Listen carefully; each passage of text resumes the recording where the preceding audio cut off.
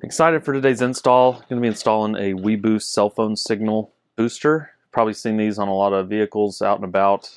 They don't work miracles, but I do work on the road a lot and have one bar of service, and I have to be on Zooms, and so I'm hoping this will boost my signal in some of those more rural places. I live out on the Oregon coast, and we're lucky to get a couple of bars every now and then, and so looking to install this. It came with everything that I'm about to show you. Then I also ordered this cable to hardline into the accessory service connector down at the driver's side kick plate.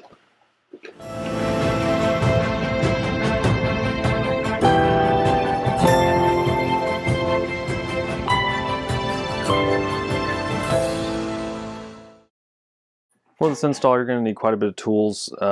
From the electrical side of things, you're going to need some taps. You're going to need some electrical tape. You're going to need some wire cutters. Then you're going to need some zip ties. The kit comes with a couple of zip ties, but I found I needed a few more, and then just something to cut those zip ties with. Knife or pliers. You're going to need some screwdrivers to get off the dash if you go the way I go with installing this thing in the front dash. I also installed it to come out at above the infotainment screen, the antenna, and so I did need a drill and a couple of drill bits, but I think you probably could just go with one, and this was the 11/32 drill bit. To bolt this thing onto your roof rack, I needed a socket, and I think it was 11 millimeters. I also had to go pick up some hardware from the hardware store because the kit did not come with bolts that fit my Nismo rack, and so I just went and picked up some 17 millimeter. Let's get started.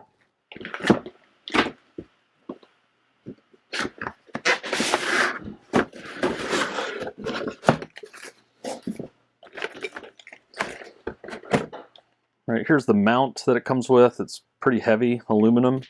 You can see it has a pull-out kind of hinge here, so if you're wanting to mount it like this and have the antenna sticking straight up, mounting it sideways. I'm mounting this on a Nismo roof rack, so depending on what slot I go with will tell me where I need to mount this and how I need to mount this. The kit comes with some bolts to mount. I'm not sure if they will work on my Nismo rack, so just to be safe, I picked up an assortment of bolts that I do know will work with the rack to help install this. This looks like another mounting piece that will help you attach to different types of racks. So this will be the brains behind the antenna. So the large antenna that will mount on the roof rack will plug in here, and this will go to the smaller antenna that we'll put on the dash somewhere. Here's the outside antenna. It's pretty lightweight. It's not heavy at all. We'll see if that's good or bad. Here's an extender piece for the outside antenna to make it longer, but I'm not going to be using it on this install. And then this is the cigarette lighter charger, or 12-volt charger. I'm not going to be using it because I'm hardwiring in with this. Okay, the first thing I'm going to do is just assemble the antenna. I don't have much on the top right now of my bed rack, so I'm not going to do the full extension arm. I'm just going to do this little piece, and then when I get my rooftop tent or when I'm carrying my cargo on the top of the rack, I may use the full extension, but for now I'm just going to be using the smaller piece that installs on the rack.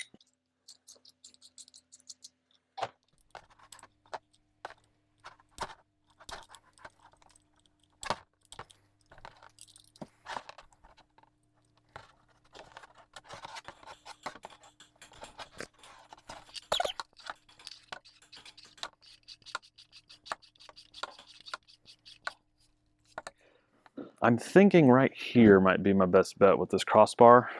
I'm thinking either it mounts like so, and then when I'm not using it, folding it that way. Here's some of the hardware I purchased that didn't come with the WeBoost. So because I've got the way these tracks are laid out, I have to come here to this other side and then slide the bolt all the way down. The one I got does not fit in these smaller holes, so I'm going to have to use these bigger ones, which I like anyway because now it's centered on the crossbar. And so I'll just install 2 of these and get this lined up how I want it. So I just want to kind of do an overview of how I'm thinking about running this antenna line. So you can see the mount up here on the right. I'm thinking the antenna wire cable will run and then zip tie on the inside of the Nismo rack, and then where the feet are for the rack that connect it to the roof, thinking about just running it down the side of this and then underneath the weather stripping and then up in the roof of the vehicle, maybe down one of these pillars. After I screw in the antenna, I need to figure out where the stability bar needs to be installed. And that is just so that when this thing is down, it's not wobbling around everywhere.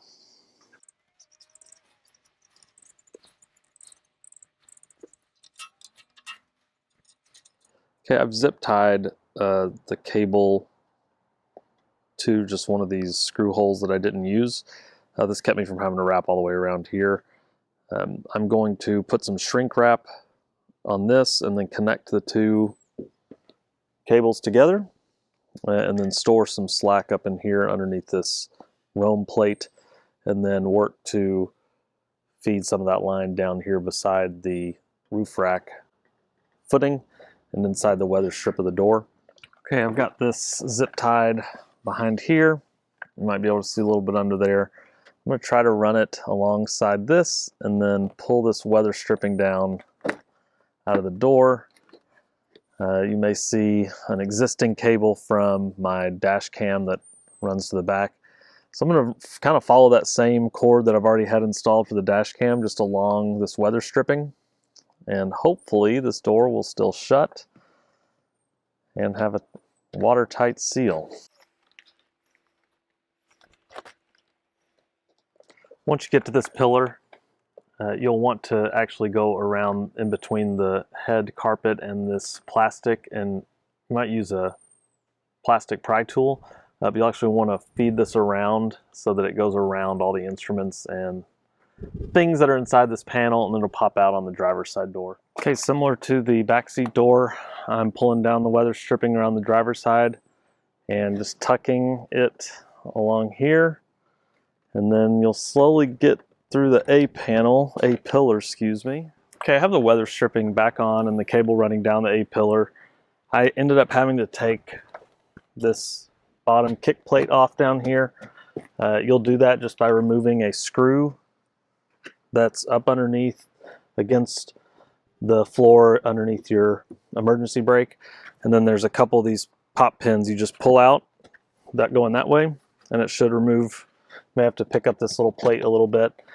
And you'll need to get that out of your way, especially for what I'm doing. I'm hardlining in this computer antenna to the accessory service connector down here. And as you can see, I've already got a number of things, my dash cam, radar detector, these kick plates. I've got a lot going on down there. And so I'm having to remove that so I can get a clear way to connect this new computer. In order to take this bottom plate off for the underneath the steering wheel, all there is one Phillips head screw right there, and then there's just a number of tabs around the edge that have to pop out. They pop out pretty easily. So again, just that one screw needs to come out. So what I'm going to do is use the last bit of space that I have underneath my steering wheel. So right now I've got a GMRS radio, I've got my Red Arc trailer brake controller, and then this will be the last thing that I think I can fit in there. Okay, so next I need to be thinking about how this is going to wire into that bullet point mount, and so it's going to have to run the cable through the plastic underneath that rubber tray, or unless you've got the bullet point mount like I do, this metal tray. I'm going to try to mount it center, and so I just want to drill a hole maybe right about here, maybe a little offset so that it doesn't hit this crossbar here of plastic cross piece.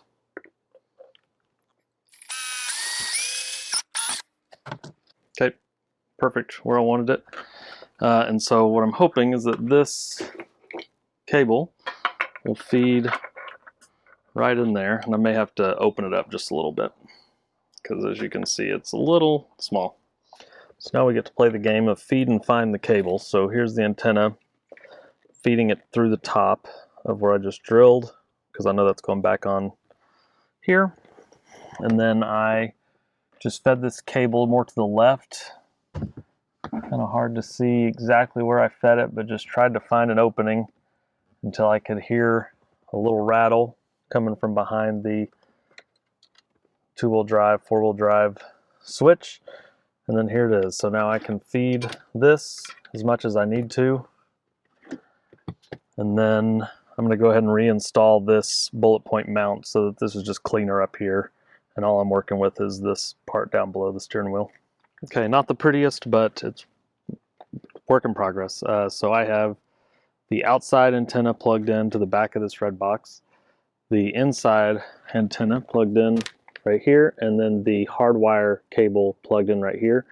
I'm going to get this all situated in there with the GMRS radio and the Red Arc trailer module, get it all set up, and then I'm going to feed the hardwire cable back behind here and then down so that there's just enough sticking out there to hook up to the accessory service connector. I should be able to close this all up and then show you how to hook up the power. So I want to connect the ground black cord wire to ground here, but I've already got a few things on. And then the red wire, which is hard to see because I've added this inline fuse, that is actually going to go to the white wire here. And the white wire is for ignition. And so that means that the cell phone booster will only be on when the truck is on. Some of these other ones like orange, like for accessory, that means that sometimes it's going to have, some of these devices are going to have constant power, and I just don't want this thing to be draining my battery all the time. So I'm going to add these two, black ground and white ignition, and plug it in. Okay, again, not pretty, but you can see I've got the black tapped into the black, and then I've got this red with the inline fuse connected to the white. Okay, now once you get that all taped up, you can get your plate here, reinstall that. Remember there's two pins here that need to snap in, and then there's a screw in the back. And then you can get your floor mat in, and then you can test out your new antenna. So here's where I've decided to install the interior signal, just right there on top of my bullet point mount. I'll ride with my cell phone here, and so not too far of a distance between the two. And hoping I'll get some increased speeds, and so I'll do a speed test here shortly. Here's my download and upload speeds for my cell phone without the antenna turned on. Here are my speeds with the antenna turned on, but I've got the antenna laid down. Now that the antenna is up, you can see that the speed is nearly double what it was when the antenna was laying down, and it's a lot more than when the antenna was completely off. I'll test this antenna out some more to see if it's actually working in those more rural spots where I live. If this was helpful, please feel free to comment, like, and subscribe. Any little bit helps. Thanks.